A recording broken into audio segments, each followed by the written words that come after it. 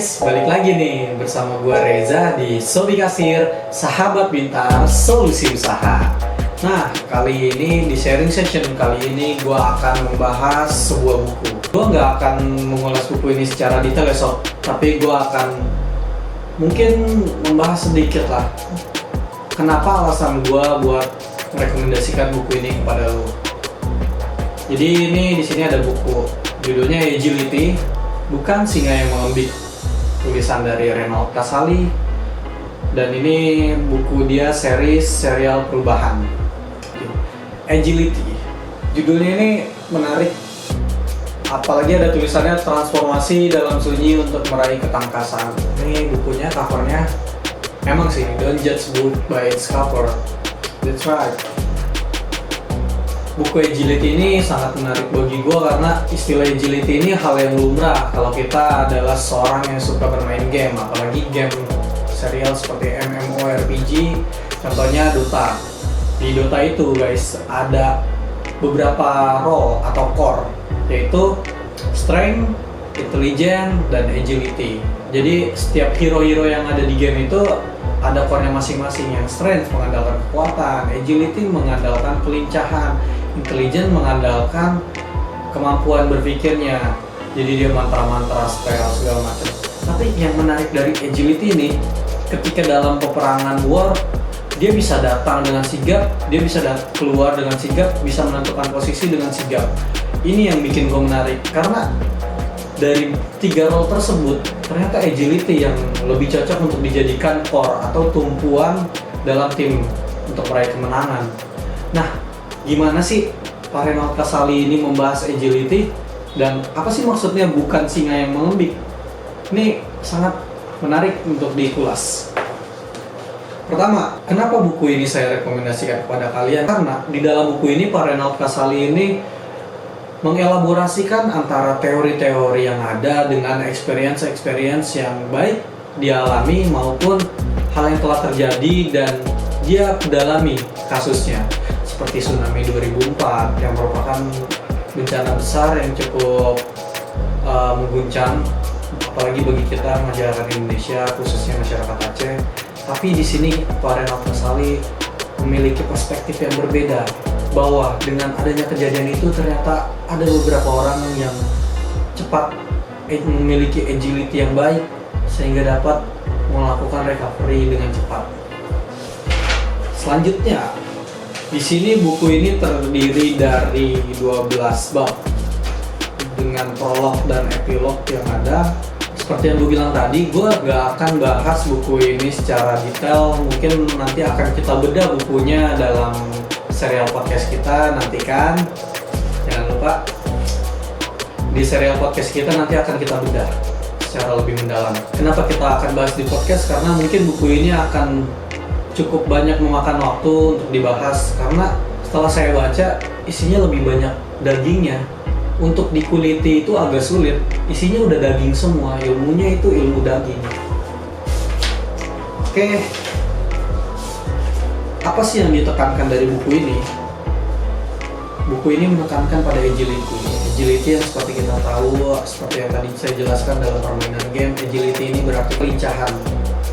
Nah, kelincahan di sini dibahas di buku ini akan dibahas bagaimana kita harus membangun kelincahan pribadi kita, lalu membangun kelincahan dalam struktur organisasi kita, mungkin nanti saat kita bekerja atau jika kita memiliki bisnis, sehingga ketika ada segala hal dinamika yang di luar kendali kita bisa menghadapinya dengan lebih baik.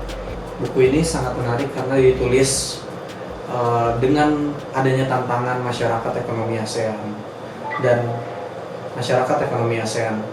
Dan saat ini saya membahas buku ini ketika negara kita dan negara di seluruh dunia sedang dilanda pandemi, yang artinya dinamika yang terjadi ini sungguh luar biasa. Yang awalnya mungkin tantangannya masyarakat ekonomi ASEAN, semua negara di ASEAN berlomba-lomba untuk mendapatkan pasar, mensuplai bahan makanan, mensuplai segala hal produk, lalu tenaga kerja bersaing.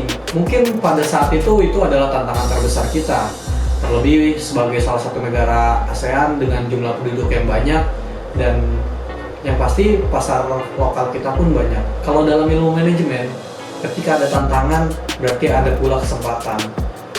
Dalam SWOT, Strength, Weakness, Opportunity, and Threats, kita harus menghadapi hal seperti ini.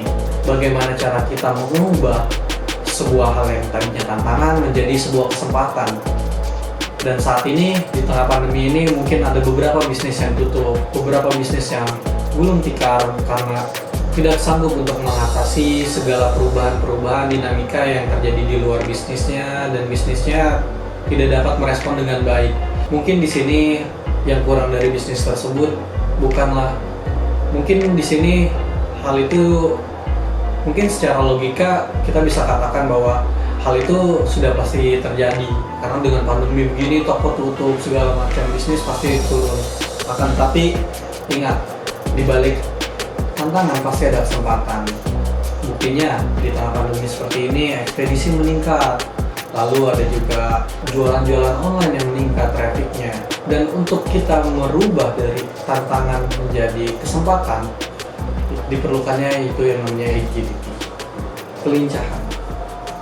Jadi ketika kita memiliki agility, situasi anarki ataupun chaos yang dihadapi otomatis bisa kita putar balikan menjadi sebuah kesempatan. Dan itu penting bagi diri kita secara pribadi dan bagi diri kita dalam berbisnis. Teman-teman sobat kasir di sini kan pasti beberapa ada yang memiliki bisnis, beberapa juga ada yang mungkin karyawan, bekerja. Buku ini menarik gak cuman buat kalian yang berbisnis, tapi juga buat kalian yang bekerja. Bagaimana kita bisa self improvement, bagaimana kita akan menjadi lebih lincah dalam berusaha. Kelincahan ini sangat penting karena kelincahan itu adalah perpaduan dari efektivitas dan efisiensi.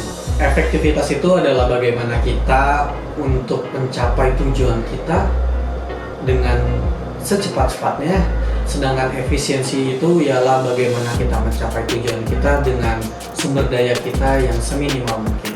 Dan ini perlu dielaborasikan, dan untuk mengelaborasikan ini diperlukannya adalah agility.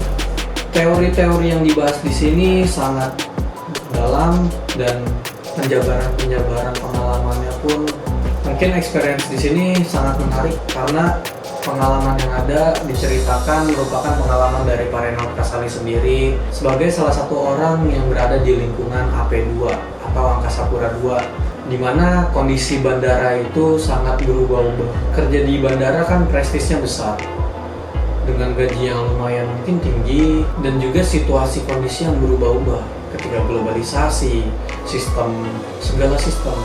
Bandara adalah pintu utama, pusat dari peradaban suatu wilayah. Ini yang dinamakan dari konsep aeropolis. Dan Pak Reynald Kasali berada di dalamnya. Jadi dia tidak cuma mengatakan teori, tapi dia sudah mempraktikannya. Dan experience yang lain pun juga cukup baik. Dan experience yang lain pun cukup reliable ya untuk diteladani, menjadi insight buat kita ketika nanti kita menghadapi tantangan. Di kata pengantar dari buku ini ada perubahan dan agility. Progress is impossible without change, and those who can change their minds can change anything. Dari George Bernard Shaw. Perubahan itu gak mungkin kalau tanpa perubahan, yang artinya progres maju itu tidak akan mungkin ketika tidak adanya perubahan. Dan untuk mereka yang tidak dapat merubah pemikiran mereka tidak akan bisa merubah apapun. Jadi emang benar-benar buku ini menekankan akan pentingnya perubahan, dan agility adalah poin di mana kita untuk dapat cepat berubah. Semakin baik agility kita, semakin kita mudah dalam menghendaki sebuah perubahan. Nah, di bab pertama ini Pak Reynald Kasali menekankan bahwa agility ini merupakan sesuatu yang harus dibangun, diciptakan, dan di-memorize. Karena agility ini merupakan myelin, yaitu muscle memory yang cara kerjanya itu seperti cara kerja. Jadi memori itu ada dua, ada brain memory, ada muscle memory. Brain memory itu ketika kita mengingat, sedangkan muscle memory kita mengingatnya karena kita sering melakukannya. Contoh, saat kita berolahraga, kita mengangkat beban. Semakin lama kita mengangkat beban, semakin kita terbiasa, semakin kuat otot kita masuk ke memori. Berbeda dengan brain memory. Dan untuk kita terbiasa menghadapi perubahan, kita perlu meningkatkan agility kita perlu meningkatkan myelin kita. Jadi secara singkatnya, untuk memperbaiki agility kita perlu memperbaiki myelin kita. Dan untuk memperbaiki myelin kita perlu membiasakan untuk menghadapi perubahan dan tantangan. Mungkin ini yang bisa beberapa orang katakan sebagai intuisi. Dan intuisi itu nggak semata-mata tiba begitu saja atau menjadi bakat. Intuisi ini perlu dilatih dan dipertajam. Lalu di bab pertama ini juga Pak Renald Kasali menjabarkan bahwa betapa pentingnya agility dalam sisi personal. Ketika personal kita agility-nya sudah baik, bagaimanapun goyangan yang ada terjadi di sekitar kita, baik di lingkungan internal dalam perusahaan ataupun di luar eksternal perusahaan, kita dapat mengatasinya dengan lebih baik. Kita tidak menjadikan itu sebagai batu sandungan, tapi menjadikan itu sebagai batu loncatan kita ke depannya. Ketika kita bisa mengatasi ini dengan lebih baik secara personal, ketika kita memiliki posisi yang baik di dalam bisnis, kita juga bisa mengatasi permasalahan-permasalahan bisnis. Dimana ketika kita menjadi decision maker dalam sebuah bisnis, pada akhirnya kita tidak membuat pilihan-pilihan yang mungkin tidak baik. Dalam artian pilihan-pilihan yang berdampak ke depannya buruk untuk perusahaan. Mungkin bukan berdampak buruk pada perusahaan bukan berarti kita meniatkan buruk, tapi ketika kita sudah meniatkan baik, tapi ternyata kita hanya begitu-begitu saja, tidak melakukan perubahan, kita hanya diam saja, kita merasa tidak ada masalah, it's okay, everything is gonna be fine, it's all is well kalau kata film India. Tapi ternyata ada perubahan-perubahan yang tidak kita sadari, sementara posisi kita decision maker. Ini sangat penting dan bahaya. Contoh, Nokia, dia tidak menyadari kedatangan dari BlackBerry, sehingga ketika BlackBerry datang, lalu dia musnah. Dia nggak musnah maksudnya. Ketika BlackBerry datang, BlackBerry diminati, Nokia pun perlahan surut. Ketika BlackBerry dengan aplikasi BBM-nya naik, ternyata muncul Android, dan Android ini operating system yang we can create anything, we can do anything. Dan akhirnya BlackBerry yang mengandalkan hanya mengandalkan BlackBerry Messenger perlahan pun turun dan disusul dengan naiknya pasar dari Android. Itu salah satu contoh ketika kita tidak menyadari agility. Dalam ilmu manajemen yang telah saya jabarkan sebelumnya tentang strength, weakness, opportunity, traits. Strength, weakness, it's internal. Kita tahu apa kelebihan kita tahu apa kekurangan kita. Kita perbanyak kelebihan kita kurangi kekurangan kita. Itu adalah kondisi internal. Sedangkan opportunity traits adalah kondisi-kondisi di mana kita tidak bisa mengatasinya. Kondisi-kondisi luar yang kita tidak bisa melakukan persiapan dari awal. Kita hanya bisa melihat tanda-tandanya. Kita menggunakan data, kita analisa, kita bisa lakukan perubahan mungkin sebelum jika beruntung, tapi bukan berarti jika sudah terlambat kita tidak melakukan perubahan. Sudah terlambat, tapi kita tidak ingin berubah, tapi kita tidak tahu bagaimana caranya berubah, kita tidak memiliki agility yang cukup, maka kita bisa mati di situ. Dan ini yang harus dipahami dan hati-hati. Agility itu bukan sekedar software, tapi ada unsur manusia dengan mentalitas pemenang di dalamnya. Jadi hardware-nya fisik.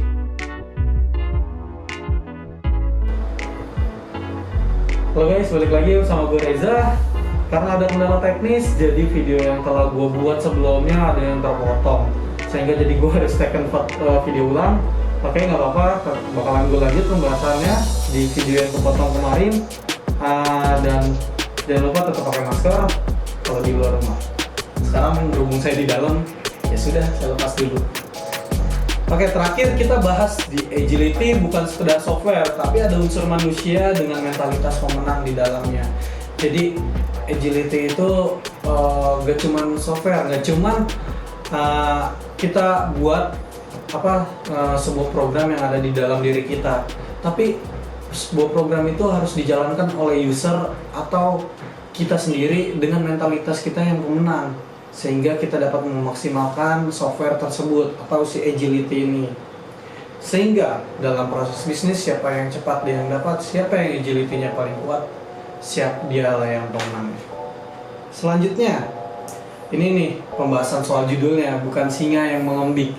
Nah, ungkapan ini yang tadi awal saya bacakan, 100 kambing yang dipimpin oleh seekor singa akan jauh lebih berbahaya ketimbang 100 singa yang dipimpin seekor kambing. Ungkapan ini menjadi penting di abad ini ketika Indonesia tengah berada pada kawasan Age of Chaos. Maksudnya nih, di kutipan ini, ketika satu kambing atau keledai memimpin ratusan singa itu menjadi kejantanannya hilang karena dipimpin oleh keledai yang notabene dia adalah hewan herbivora yang gak memiliki fokus seperti singa. Singa itu memiliki fokus satu tujuan. Ketika dia ingin menerkam satu mangsa, dia akan fokus untuk menerkam mangsa tersebut. Sedangkan kambing atau keledai tidak seperti itu. Maka itu mentalitas pemimpin diperlukan seperti seekor singa yang fokus terhadap tujuan.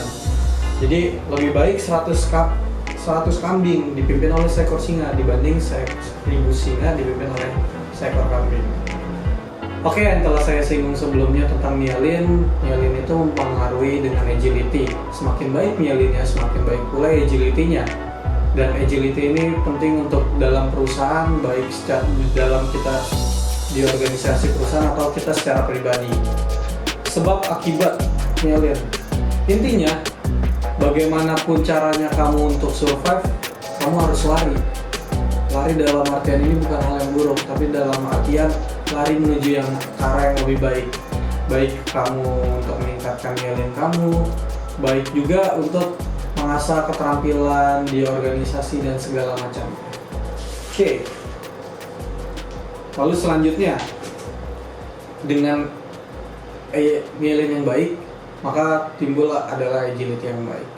Ketika agility yang baik, maka terjadi efisiensi dan efektivitas dalam kita sebagai personal dan juga kita personal dalam organisasi. Efisiensi dan efektivitas ini perlu kita tekankan, ada perbedaannya.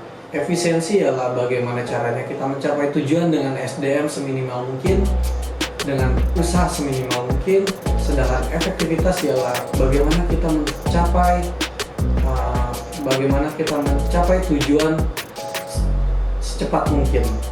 Dan ini perlu dielaborasi. Untuk mengelaborasi ini kita memerlukan agility yang baik. Disitulah pentingnya agility. Buku ini ditulis saat penulis mungkin saat Indonesia akan menghadapi masyarakat ekonomi ASEAN yang sudah pasti menjadi tantangan, terlebih untuk mahasiswa-mahasiswa, di mana mahasiswa-mahasiswa tersebut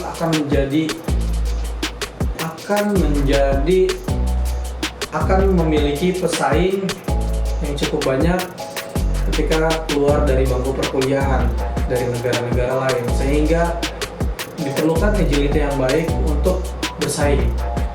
Sumber daya sama, lulusan sama, mungkin keterampilan sama. Lalu bagaimana caranya mendapatkan pekerjaan, itu ditentukan dari agility. Agility penting. Tentang sekali ya. Dan yang kalian perlu ketahui, sekarang bukan masyarakat ekonomi ASEAN yang kita khawatirin, tapi pandemi. Dan karena pandemi ini, maka banyak sekali tantangan yang harus kita hadapi untuk menjaga bisnis lebih baik, menjaga orang-orang yang menghidupi bisnis menjadi lebih baik, menjaga diri kita sendiri dan keluarga untuk tetap survive dalam masa ini. Maka diperlukan agility. Bagaimana kamu bisa untuk memahami agility? Mungkin kamu bisa coba untuk membeli buku ini dan mempelajarinya. Oke, di sini disclaimer, I'm not paid by this person. Jadi Ini bukan endorsean bukunya, ini murni dari hati saya untuk di-sharing kepada teman-teman Sobi Kasir dimanapun kalian berada. Selanjutnya, kalian bisa membedah buku ini. Nanti mungkin kita akan membantu membedahnya di dalam podcast yang akan kita buat nanti, sehingga kita bisa sharing ilmu dan saling menjaga satu sama lain, terlebih dalam bisnis. Karena banyak sekali di sini pemain, karena faktanya banyak sekali UMKM yang berada di Indonesia, dan UMKM merupakan faktor yang menjadi cepat pulihnya ekonomi pada waktu kita krisis di tahun 98. Sehingga saya berharap teman-teman kasir semua, teman-teman yang memiliki concern di bidang kasir, bisa kasir, baik kalian yang memiliki bisnis, kita akan bantu bagaimana kalian untuk survive di masa pandemi seperti ini, baik dari segala peralatan, hardware kasir, tapi juga termasuk dalam software kita, orangnya, mentalitas kita, bagaimana kita untuk tetap bertahan survive di bisnis tersebut. Kita akan bahas ini lebih lanjut di podcast. Jangan lupa untuk follow kita juga di Instagram @sobikasir. Di sana kita akan membagikan tips and trik, ilmu, informasi, insight dalam seputar perbisnisan, baik secara personal ataupun secara bisnis.